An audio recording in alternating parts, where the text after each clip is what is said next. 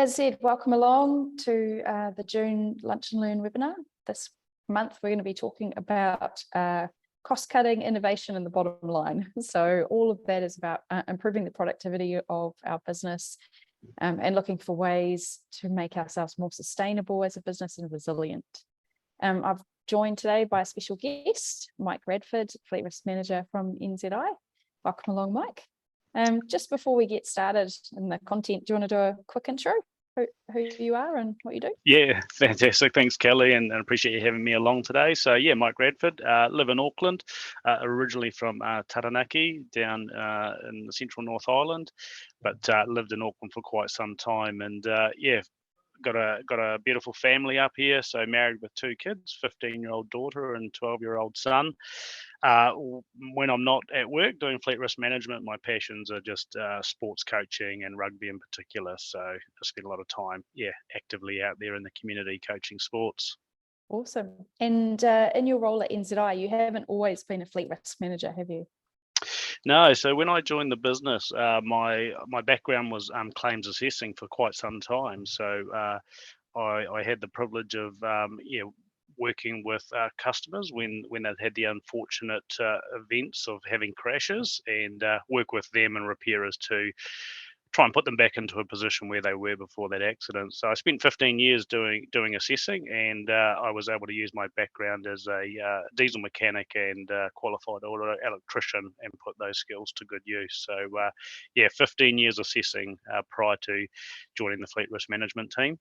Oh, pretty awesome that you've come to the other side to try and hopefully prevent some of those incidents and crashes from happening, and I guess take those learnings of where you saw things that went wrong and hopefully put those up front and try and prevent that stuff. Yeah, that was the key driver for me wanting to join the team when I got the opportunity. Was while I loved doing what I did, engaging with customers, repairers, etc., the whole concept of trying to talk to people and see if we could minimise or mitigate those accidents ever happening. Just because I'd seen the outcomes and sometimes they weren't always great, whether that be financial or emotional losses, etc. So I see myself as really privileged of working with fleet risk management and trying to prevent those things happening in the first place. Look, today might seem a long bow for some about why the insurer and why Success Formula are talking about productivity and all of that entails. But I guess the crux of it is we're really here to make you a safer and more sustainable business, and more sustainable means you actually have to be profitable and productive in order to be able to continue to operate and to thrive. And there's been a lot of learnings that we take from all of the safety conversations that we have that can be applied into an innovation space. And a lot of good ideas that we get exposure to with the various customers that we work with, big and small, that we wanted to share today. As always, the webinar will only be 30 minutes, so we've got a bit to pack in, quite a few ideas. And please feel free to jump onto the chat at any stage and ask us a question, and otherwise we'll have a dedicated Q&A session just at the end. First of all, why are we here? So I've talked about those words, safer and more sustainable. Really, productivity, from my perspective, is a measure of economic performance. So that means comparing the output that you get versus the input you have to put in. It really plays a huge role in the competitiveness of your business. Now, we know transport has super tight margins. We know that it's a very reactive industry, and if a business doesn't have a handle on whether it's profitable or not, it can be the difference between a flip of a coin as to how long you can stay in business. So productivity is something that you can focus on. What are the variables within your control that can actually potentially increase those margins, or certainly create some sustainable margins to keep operating? So that's what I think productivity is. Mike, what's your thoughts? How would you define productivity, and how do we measure it in the industry? Yeah, well, I think like as you say, the actual definition is it's a economic performance. So yeah, output versus input. I think where we've got to be cautious is that we don't let that blind our decision making. So often businesses will simply go, yeah, the accounts are in the black, so we're doing okay. Um, Mm, and while that's your ultimate goal, I think businesses are all in, business to make money, whether you're an insurer or part of Success Formula or a transport operator. That's fundamentally why you're there. mm, But what I'm really focused on and what I talk to people about, and even through sports coaching, is that don't let that detract you from looking at the business in slightly different ways. So don't let just being product.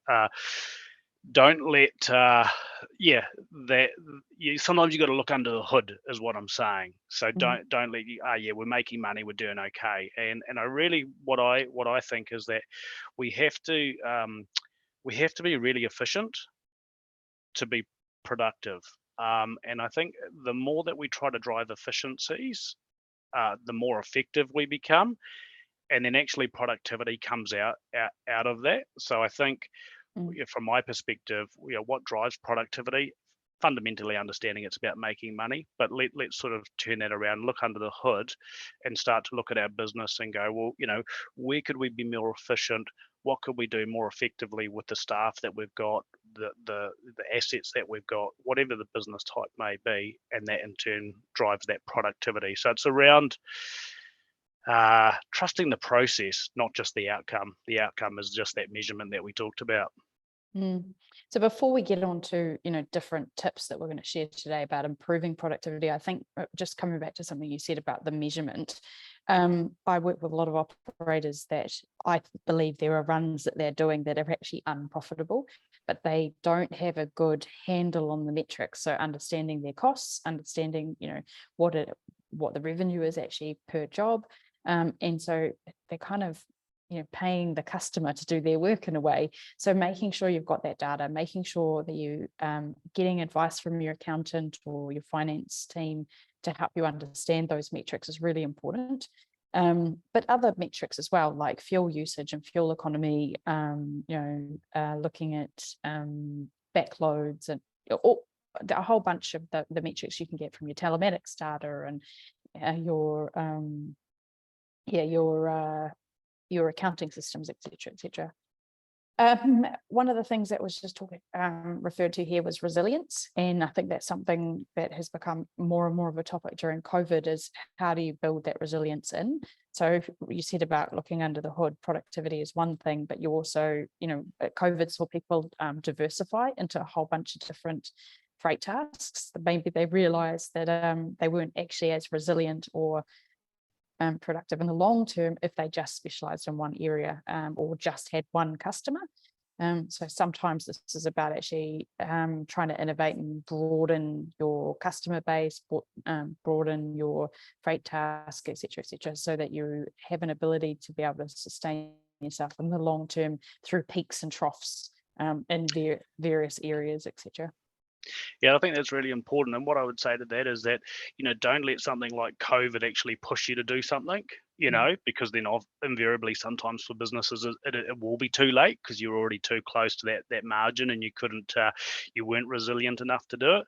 So like I say, if you're a smart, you're innovative and you're really thinking ahead, don't let something bad, drive it. Be consistently looking at your business, and looking for those ways to be more efficient, more effective, and then that productivity is just purely an outcome of that process that you're driving. I see a lot of people, they might put some finance away for new assets, fleet replacement policies, etc., or looking at investing in alternate fuel technology or those types of things. But also don't, my plug as always, a broken record, don't forget about investing in your people, because they are the ones who will find ways to make the business more productive and come up with the ideas that you need to be able to continue to innovate. So let's chat a little bit about what can people do to improve productivity. And I've got a few, I've got about 6 different ideas here. So I'll just rattle through them and then we'll cover each one in a bit more detail. The first is optimizing your vehicle fleet. Secondly, optimizing your transport routes. Third is getting that meaningful data and acting on it. And that is including improving the admin tasks. Funny, that was something Mike and I were just chatting about before we got started. Minimizing rework and the time wasting activities, breaking down silos to streamline the way that the business operates. And then the final one is motivating the team so that they keep coming up with the ideas and that discretionary effort. So we just maybe talk about those first couple, optimizing the fleet and optimizing the transport routes. I mean, this is a huge challenge for leaders, Mike. You're getting the data and the insights into how to do that. Any advice? Yeah, it's really interesting, actually. My wife works for a company, and they produce reports around social return on investment. So I won't talk too much about that. But one of the key parts that they do work with businesses is actually, what data have you got to begin with, and is it actually quality data? And have you been really deliberate and purposeful about the data and information that you're collecting? Because I think we're all guilty of going, yeah, we need data to help solve our problems, etc. But it's the old saying, data and kind of bad information and bad information out. And so I think critically, I would say to any business, capture data, but actually have a good conversation with your staff, with your people, your dispatchers, anyone in the business, mechanics, etc. And think about, if we really want to be leaders in our sector or what we do, what do we actually want to capture, and why do we want to capture it? I have a example of that just from the conference I'm at the moment. They were talking about livestock and the fact that they needed to get data around, the drivers were complaining about the loading and unloading facilities. And they said, guys, over the last month, we've only had 8 reports actually sent in. With that much data, there's nothing we can do. No one will listen to us, and we can't actually make a change to say that this is unproductive and unhelpful for you and unsafe. And the following month, they had 68 reports that had been submitted by the drivers, and they were going, brilliant, now I can actually do something. I understand the problem and I know how to act. I thought that was really cool. Yeah, that is cool, because all of a sudden you're getting your people to talk about a reporting culture and sharing information. But then as a business, it's always key as to what you're going to do with it. So just circling back to what you sort of talked about there around sort of, fleet optimization or sort of route and optimization, I think it's vitally important you really consider and talk to your staff about what data do you want to capture to begin with, and why do you want to capture it, and have a really good conversation, be really robust over it, because at the end of the day, you capture too much, you don't tend to do anything with it. You don't capture enough, you don't tend to do anything with it. So it's about really being considerate, being deliberate about what you want to do.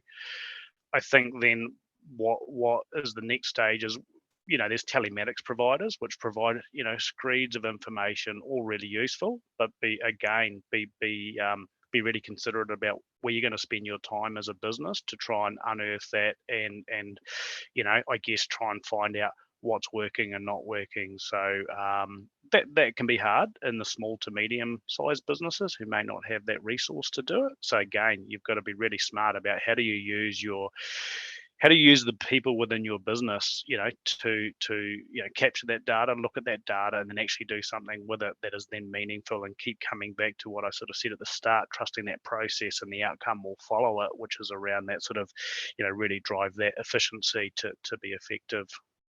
With the tech solutions, Mike, I mean, I think one of the keys is if you can join things up, like if you can join your telematics to your accounting package, is brilliant.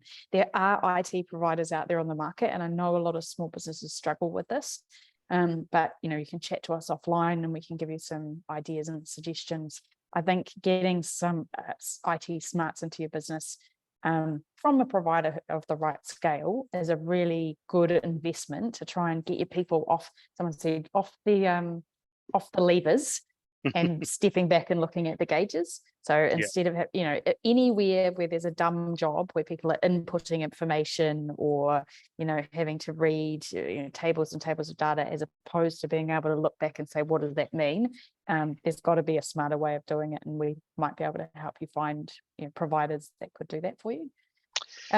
Just want to talk about optimizing your fleet, particularly with your assessing background. I mean, some of the ideas that we talk about often is the preventative maintenance, making sure that unplanned downtime isn't a thing by, as best you can, being proactive and consistent with your the way that you look after your vehicles. Anything else on that, how you can, the productivity in terms of your fleets? Yeah, I think there is, there will be challenges around that depending on the stage of growth you are as a business. Sometimes when you're just getting going, etc., you kind of just do whatever you can to get by. But if you're at a point where you can, start to reinvest that money that you've started to generate from your early days, again, just be really deliberate and consider what is going to give you the best bang for buck in the long term. And there's a whole lot of cliches I could use around that, around sort of spending money to make money. Um, but yeah, 100% regular maintenance is far cheaper than breakdowns. My brother was or still is, but involved with a bus company who were notorious for breaking down. Used to laugh on the way to school that we're always swapping buses, etc., because they're broken down again. He came in and managed to change that business mindset, that actually if we spend money, keep things regularly serviced, actually repair things properly once, all of those sorts of things.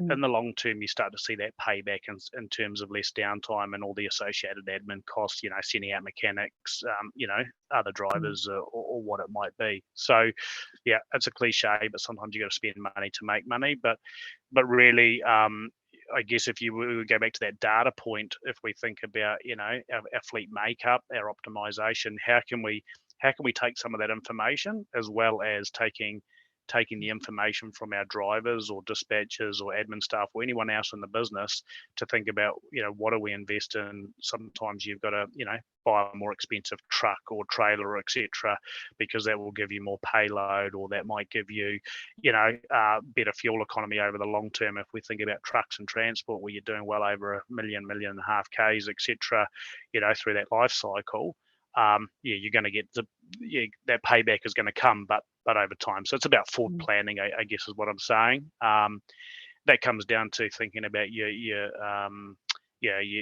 the emissions of your trucks. I know we're talking about moving into EV type vehicles, especially in light motor, but like vans and cars, etc. It's coming in the heavy transport.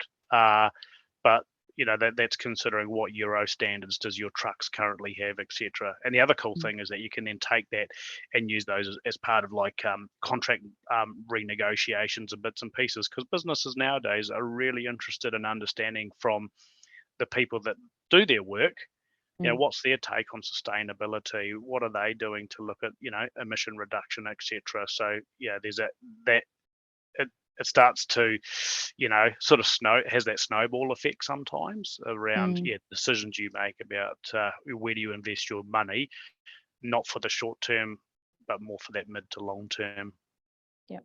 And I think we just heard a presentation before about the state of emission reduction in New Zealand, decarbonisation, and the stats that are shared about the reduced fuel usage and emissions on the higher Euro rated vehicles.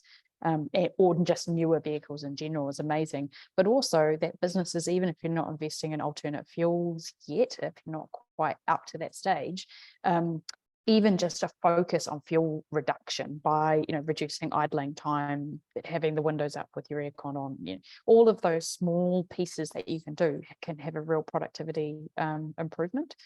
So I thought that was well shared.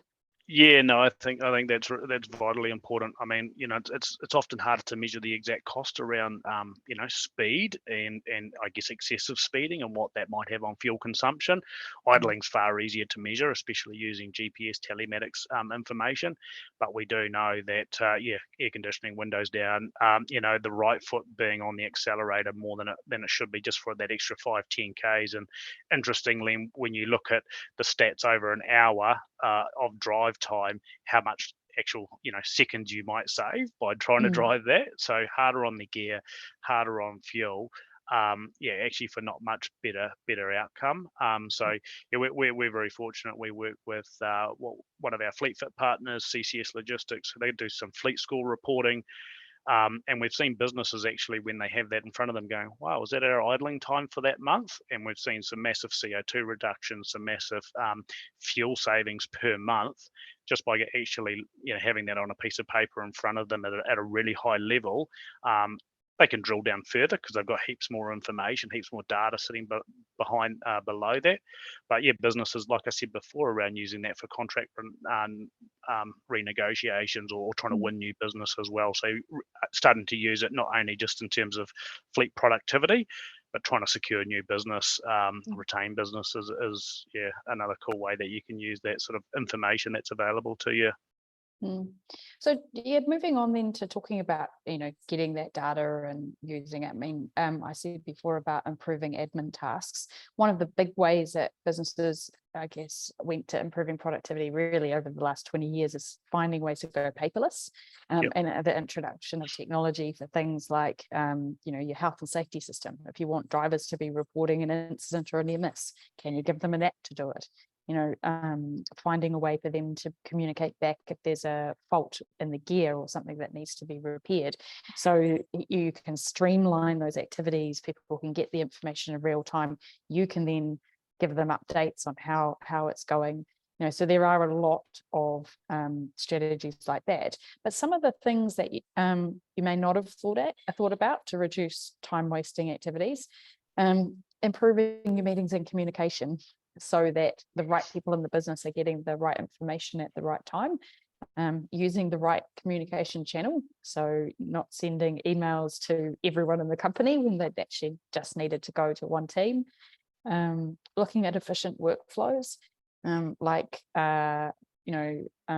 thinking about the organization of your yard, traffic management, the layout of the office and where people come in, and all of these things can have a real dramatic, or not cumulatively a dramatic impact, right? But every little bit helps and makes improvements. Couple of the other things that relate to that was the breakdown of silos. And this is one of the biggest time wasters in business, when you're waiting around to get the information from another department, or you're not sure where that's up to. Probably something from the traction data we see that's the number one challenge in transport today, and has been for the last 15 years. Any comments, Mike, about where businesses can start with that? Yeah, I think look, if I was honest and said I had the magic answer, I'd love to be able to share it. I think where it starts is that just good leadership based on simplified and open communication is where it comes from. Sort of talked about sports coaching. Follow certain teams and certain coaches, quite avidly, just around their leadership style. And I don't think it matters whether that's sports or transport.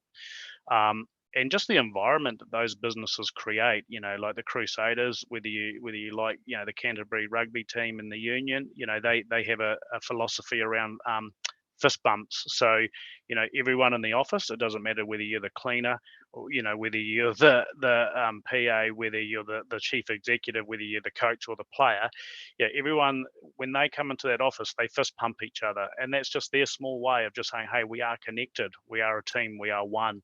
And I think they showed that this year when they actually took out the Super Rugby title, and they'd lost a lot of players, but they just talked about the depth of their squad. And what they're referring to is that everyone within that, because it's ultimately still a business, it's a sporting franchise, they're there to make money. But by making everyone engaged and just breaking down those, just having, as I say, good leadership, having a culture, having an environment where everyone feels connected and part of it, that's gonna be the way that you increase productivity, because everyone's on the same page. I met with an operator the other day who happened to be Italian, which you'll understand why that's relevant in a sec. But he talked about the fact that when people join his business, he sits down with them and says, all right, mate, there's 100 of us now that eat at this table, and you're one of us. We all support each other. We're all here to make the business a success, because it's all of our families that are depending on us to do that. Yep. And that leadership style of communicating the fact we're all in it together, the productivity improvements are good for all of us, I think is an awesome message.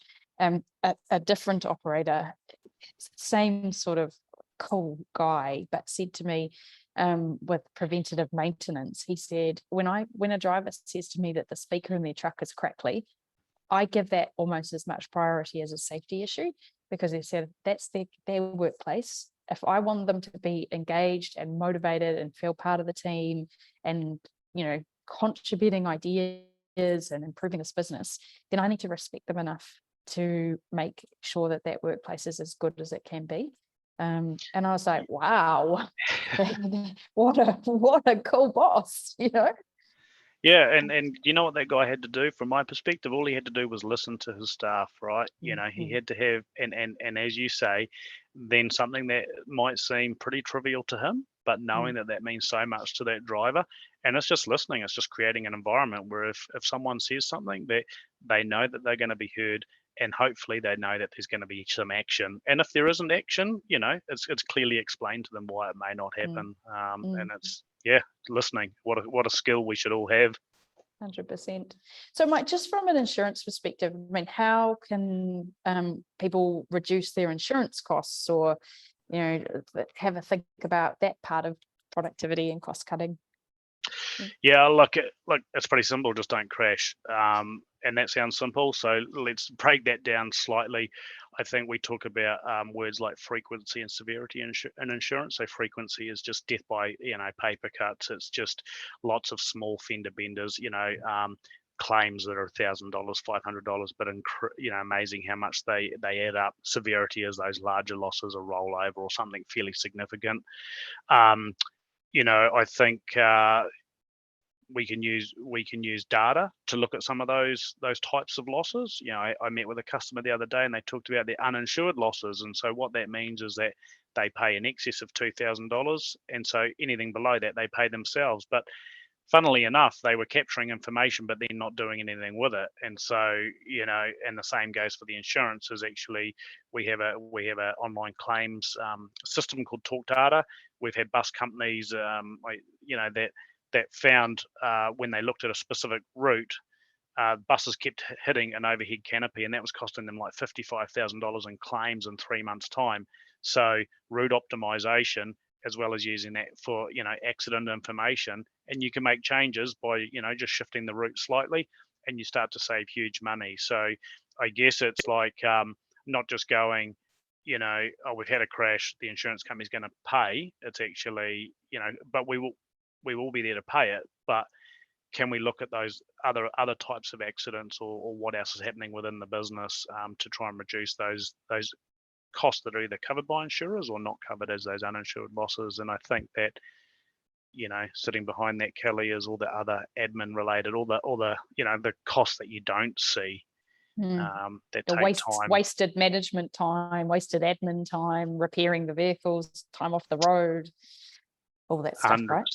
Yeah, investigations, and you could be doing other things with your time. If we talk about being focusing on productivity, certainly our eyes are not looking ahead. They're looking behind as we're having to deal with those types of things. So, what can you do to put in place to try and stop those accidents happening?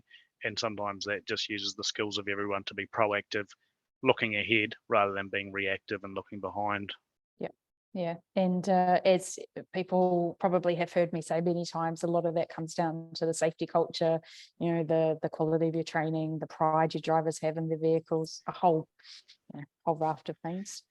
So look, we've actually run out of time. There's probably loads more practical tips we could give. I certainly, everyone knows I always very happy to make myself available after the call, always happy to talk on these topics, and I'm pretty sure Mike the same, can contact you via someone's broker. Is that correct? Yeah, definitely. Yep. Go and have a chat to your broker and see if you can connect to the NZI Fleet Risk Management team, or you can go to the NZI website or email us at frm@nzi.co.nz.